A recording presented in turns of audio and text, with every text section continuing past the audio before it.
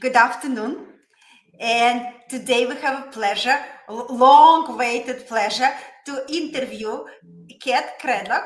She is the editor of Saveur magazine, this beautiful magazine on the screen, and she's an author of this wonderful book, Eat Better, Sleep Better. So good afternoon, Kat. Good afternoon. Thank you for having me, Doctor. And thank you very much to our audience. If you have trouble sleeping or sleep next to snoring partner, this program is going to be for you, because you're going to learn how nutrition can play the role for the good night's sleep. And if you're a medical professional who, just like us, trying to put all little pieces together for better sleep and health, this program is going to be for you, because it's going to give you some creative ideas. And please stay with us on our channel, because we provide, comprehensive view of the health and sleep.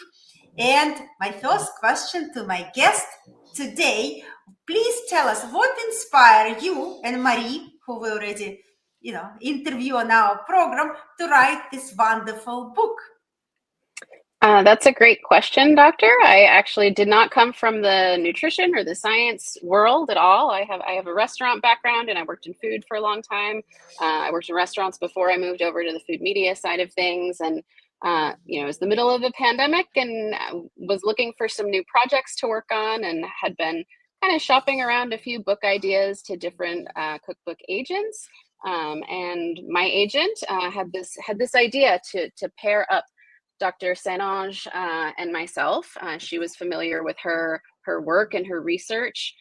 So it was her idea. And once I had an opportunity to meet with Dr. Saint-Onge and hear more about her science and the types of foods and combinations of foods that she was recommending to help people sleep better, it seemed like an interesting challenge. It's a lot of food that I already like to eat, and it didn't really seem like a overwhelming obstacle to kind of work through the science end of things. And so we signed on and we started working for it remotely during the pandemic. No, this is a wonderful book. And I usually talk about, your background, but your background, I read about your background, and it's so diverse, from the cheese to pastry chef. So if you can introduce us a little bit to your background. I usually talk about that myself, but I want to put it in your hands. Sure, yeah. And food has kind of always been my life. I always loved cooking with my family when I was a kid. And I started reading Saveur magazine when I was probably a young teenager, maybe 12 years old. And always cooked a lot for my friends and my family. And food is kind of my love language. So it was kind of a no-brainer that after college, I ended up wanting to work in food. I had kind of part-time jobs through high school and college working in food. So I went to culinary school and loved it and had a lot of fun, and eventually started working in restaurants. And it's a great way to work in a lot of different places. Even, when the economy ebbs and flows, that there was kind of always restaurant work available, and an opportunity to learn a new skill or a new technique or an entirely new cuisine. So I did that for about 10 years, and it was very fun, especially in my 20s. It was very fun working in restaurants, and it's also, kind of hard on your body, and the hours are rough, and you miss holidays and weekends. And after a while, I kind of became clear to me that I didn't want to be doing that forever. So I started doing a bit of freelance media stuff. So testing recipes for cookbooks, some recipe development for a children's nutrition app for a friend, and then eventually ended up working. Yeah, I guess I did have a little bit of a nutrition background. Very, very short window. And then I ended up, I would work 5 days a week at a restaurant bakery. And then on my 2 days off, I would test recipes in the Saveur test kitchen. And that was about 10 years ago now. And, a lot has changed since then. But I took over the brand a couple years ago from its previous owners, and have been working to revive its print publication, and really relaunch and revitalize it as an independently owned, editor-owned media brand. No, what I love about that, it shows very special relationship with the food. But actually, we are what we eat. So Absolutely. Our relationship with the food is a relationship with ourselves. And when, I treat sleep, I help people sleep better. And, I ask them a question about nutrition, and my answer, usually, I don't have time. I don't have time to prepare anything for myself. So I want to know your view. What, from your view, from the person who work in the media as well as work in a restaurant, about relationship with the food, how they shape relationship with ourselves, and what, from your view, media can do to evoke those relationships. Yeah, that's a great question, and I think that my relationship with food has changed a lot over the years as I've changed and grown over the years, and I think that any teenage girl, it kind of grapples with their relationship with food and their body. And when I was younger, cooking was how I showed love for people around me. I was kind of an awkward kid, and it was, I could show people that I cared about them, and I could entertain by having people over and feeding them and bringing them into my space. But eating, was always much more about like consuming and tasting and getting everything and experiencing and learning everything that I possibly could. Eating and drinking and like every flavor, everything that I could possibly get my hands on, I wanted to try and taste. And over time, I developed other things that were important to me, and being a good boss and being good at my job and being kind, and my relationships became more important. And feeling good and feeling well rested is such an important part of that. So, I feel like after I got through this sort of exploratory phase of my eating and cooking life, the way I've interacted with food, if fried chicken and champagne are still like two of my favorite things in the world, but there's a lot of other stuff in life that are important to me, and the way that I eat and the way that I cook for other people has kind of moved in that direction to be a little bit healthier, I guess, than I was back then. I also know what Dr. Sen-On, she did the scientific part of the book, and you did like practical part of the book with talking about recipes. So my question to you, when developing, your content of this book, what are key factors you kept in mind to ensure what each meal is not only delicious, and I know they are fantastic, those meals, but also they are important for better sleep, they conducive for better sleep? Yeah, it was very much a dance with Marie Pierre, with my co-author. When she kind of presented her research to me, it was pretty much a list of ingredients and things that should go together. But I have the way that I cook, and I work on this very international food publication. So a lot of the stuff that I'm cooking and learning about every day for my other job can be pretty complicated and pretty elaborate. And not necessarily always super healthy or not necessarily great for sleep. So, when we decided we wanted to make a bunch of breakfast foods, then I could work with the ingredients that she gave to me and develop some recipes, but then I would deliver them back to her, and she would go through and say, okay, well, we need to adjust the nutritional profile. We got to take out a lot of this butter. We got to take out the heavy cream. How do we kind of course correct for these nutrition profiles that were really important to the goal of this book, and to Marie Pierre's research. So there was the first maybe handful of recipes. It was a bit more back and forth, kind of getting to that point. And then once I understood a little bit more, what types of ingredients we needed to be a little bit more reserved with, what types of substitutions are okay to make, and which sorts of substitutions do I not want to make because it's going to compromise the flavor. So we kind of want to overhaul the whole thing. It was a nice exercise, and I feel like I learned a lot from the process. Yeah. I really hope my listeners, my audience, gonna read your book. But if they don't, can you please tell us what ingredients you should stay away from? What ingredients you have to limit? The one what Marie Pierre recommend you to decrease. Yeah, Marie Pierre does not like villainizing ingredients, and which is a great relief to me. I don't think there's anything that she was saying we can never put any of this in here. There is butter in the book. There's a little bacon here and there.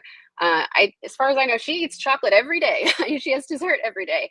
And I think what it comes down to is moderation and balance. I sleep really well and I've always slept really well. And I think a lot of that happens organically for me because I have so much variety in my diet because of what I do every day. And having a diet that's rich in a lot of different ingredients can be complicated if you're not used to cooking all the time. And if you're not surrounded by food all the time. I understand I'm very much in a position of privilege when it comes to that.